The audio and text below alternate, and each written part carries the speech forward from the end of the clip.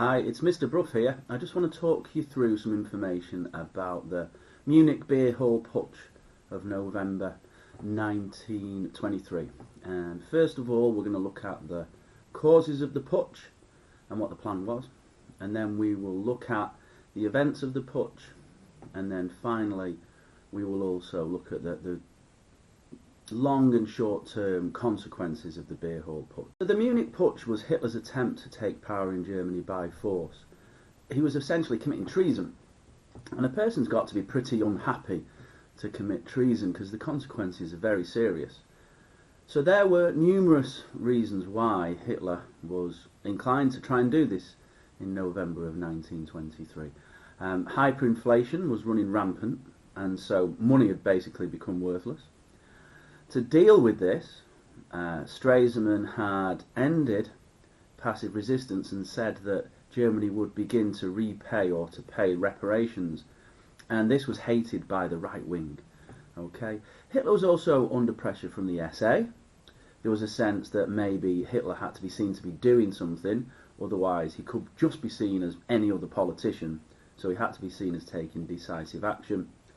And Hitler was also inspired by Mussolini, the Italian fascist leader who marched to power, I suppose, in 1922 in Italy with Mussolini's march to Rome. So it's a combination of those factors that led Hitler to decide that he wanted to take control of Germany by force.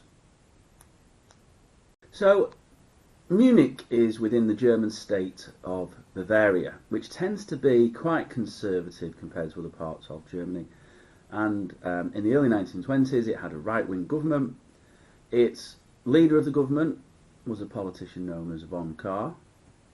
The leader of the army was an individual called Lossow, and the leader of the police was an individual called Seisser.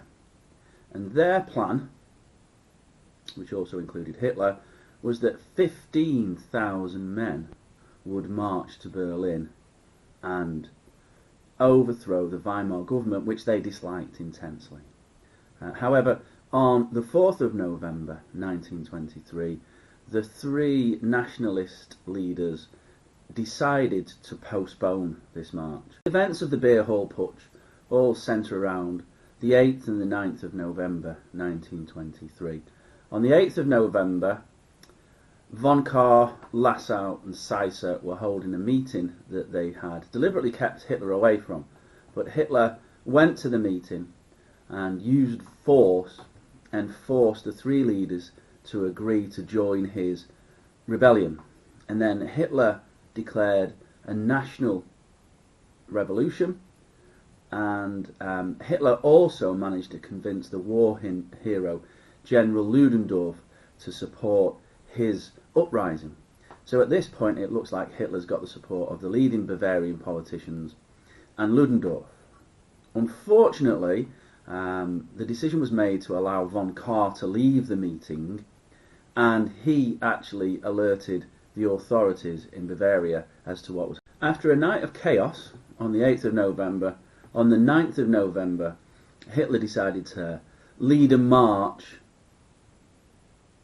to overthrow the Weimar government. However, authorities had been alerted by von Kahr. The police and the army were present, and they did not go along at all with Hitler, and they used force to stop the Nazis. And basically the army shot at the Nazis. 16 Nazis were killed. Hitler himself was shot but managed to escape, and Ludendorff was arrested.